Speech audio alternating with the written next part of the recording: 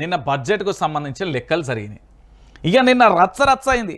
ఇక 6 అడుగుల బుల్లెట్ హరీష్ రావు దిగినాక ఇంకేమన్నా ఉంటుంది ఆడ?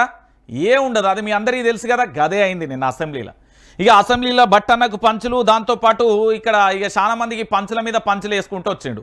అంటే రియాలిటీ అని చెప్పిండు, అవి వాళ్ళకు పంచులుగా మారిపోయిన పరిస్థితి కనబడుతుంది. అయితే ఒకసారి నిన్న ఏం జరిగింది అనేది చూడొచ్చు.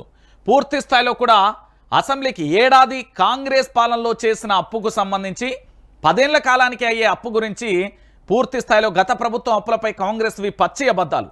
సభను డిప్యూటీ సీఎం తప్పుదోవ పట్టిస్తున్నారు.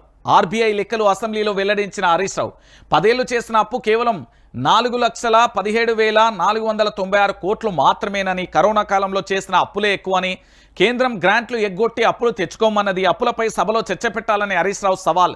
చర్చకు తాము సిద్ధంగా ఉన్నామన్న భట్టికి సంబంధించి ఇక రాష్ట్ర అప్పులపై అసెంబ్లీలో వాడివేడి చర్చ జరిగిందండి. రాష్ట్ర ప్రభుత్వం ఏడాదిలో 1,27,208 కోట్లు అప్పు చేసిందని ఆర్బీఐ లెక్కలను హరీష్ రావు అసెంబ్లీలో వెల్లడించారు. ఏ చర్చకైనా తాము సిద్ధమని ప్రకటించారు.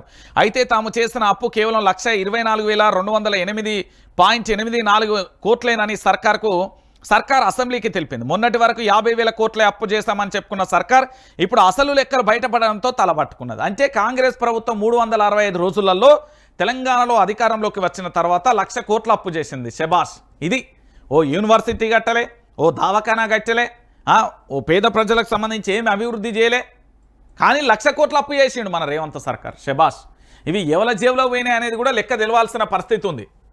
ఇక్కడ చూడుర్రి, అసెంబ్లీకి ప్రభుత్వం తెలిపిన లెక్క ఎఫ్ఆర్బిఎం లోన్లు 52,118 కోట్లు, నాన్ ఎఫ్ఆర్బిఎం లోన్లు 61,991.14 కోట్లు, ఇక పబ్లిక్ సెక్టార్ల మీద తీసుకున్న లోన్లు 10,099.70 కోట్లు. అంటే యావత్తు తెలంగాణ సమాజం కూడా ఆలోచించాల్సిన పరిస్థితి కనబడుతుంది.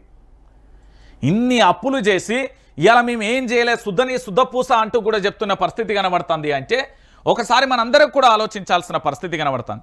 1,24,208.84 కోట్ల రూపాయల అప్పు చేసింది కాంగ్రెస్ ప్రభుత్వం అధికారంలోకి వచ్చి.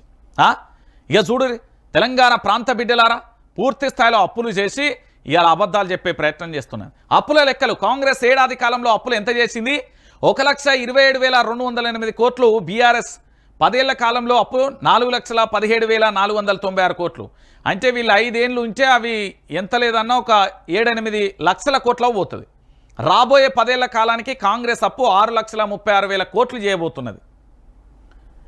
ఇక ఆర్బీఐ లెక్కల ప్రకారం 17/12/2024 నాటికి ఎఫ్ఆర్బిఎం అప్పులు 55,227 కోట్లు, కార్పొరేషన్ గ్యారంటీల కింద 61,991 కోట్లు, గ్యారంటీ లేకుండా 10,099 కోట్లు, ప్రతి నెల ప్రభుత్వం కడుతున్న వడ్డీలు ఆర్బీఐ నివేదిక ప్రకారం మిత్తి 2,900 కోట్లు, కాగ్ నివేదిక ప్రకారం మిత్తి 2,100 కోట్లు, రేవంత్ సర్కార్ చెప్తున్న లెక్క 66,000 కోట్లు.